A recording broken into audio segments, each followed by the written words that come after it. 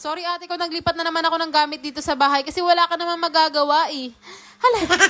Bili-reveal na rin ngayong buwan ng July. Matipid nga ba na nag-switch kami sa induction cooker? Hindi na naman ako napapakali ate kasi naisipan ko na naman ilipat tong lamesa namin. Sayang kasi hindi decorate ko doon kung tatambaka lang siya ng mga parcel at abubot. And gusto ko nga may mabago na naman sa paningin ko dito sa bahay kaya ibabalik ko ulit siya. Nag-iisipan ko pa nga kung ididikit ko ba yung lamesa o yung ganitong pwesto na. Medyo masikip lang sa kabilang part pero okay na siguro to. Ito namang mga tinanggal ko, ibabalik ko doon sa pinagtanggalan ng lamesa. Mga pre-sample yung mga yan na hindi ko pa nagagawa ng mga video. Ate pasensya na ha kung hilong-hilo na kayo sa paglipat ko ng gamit dito sa bahay. Kasi wala naman akong ibang magawa dito sa bahay kundi mag-cleaners or maggutingting na mga bagay na yan. Hindi rin kasi ako napapakali dito sa bahay kapag ganyang makalat at masikip dito sa bahay. Sabi ko nga sa inyo, araw-araw talagang may nadadagdag na parcel. Kagaya na nga lang nito mga hindi ko alam kung bakit ba ako nag-request ng ganito. Palagi kasing nababasa yung lamesa so baka masira siya kaya nag-request ako ng ganyan. Flex ko na nga rin to sa inyong ilaw na ilalagay ko dun sa kusina at sa kwarto so abangan nyo na lang yan. Gusto ko kasi yung kapag nag-film ako ng video sobrang liwanag niya. Maganda kasi yung quality na nabibigay ko kapag maliwanag. After ko nga maglipat ng mga gamit, hugasan ko nga lang itong mga natirang hugasin kanina. Naglagay na nga rin pala ako dito ng water purifier. Para naman kahit papaano makatipid kami sa mineral. Mas maganda sana to kung malakas yung tubig at mas gaganahan akong maghugas. Naluto na nga rin pala tong sinaing ko kaya tinanggal ko na muna. Tanghalian na rin to kaya mag-aasikaso na ako ng pagkain namin. Wala nga si Mr. nung araw na yan dahil bumiyahe. Pinipilan ko na nga muna tong toyo at suka para mawala na sa paningin ko yung kalat na yan. Kahapon nag-grocery nga pala kami. Ang dami nga nagtatanong sa inyo kung magkano yung worth na pamili namin kahapon. Nasa 3,400 din siya, yung 2 box at 2 diaper. Nagmukha lang siya marami kasi inorganize at sinama ko na rin yung luma naming grocery. Ito na nga yung pinangako ko sa inyo na magiging bill namin ngayong July 20. Pero bago yun, ipapakita ko na nga muna sa inyo kung magkano yung bill namin ng June 20. 1,148 nga yung bill namin for the month of June. And sa mga hindi nakakaalam, nagpalit ako ng lutuan namin which is etong induction cooker. And bukod doon, yung buwan na yan, naayos na rin yung TV namin. Ayun yung mga nadagdag na electricity dito sa bahay. And sa mga nagtatanong na rin kung ano nga bang brand etong induction cooker namin. From Xiaomi nga pala to, nabili ko siya ng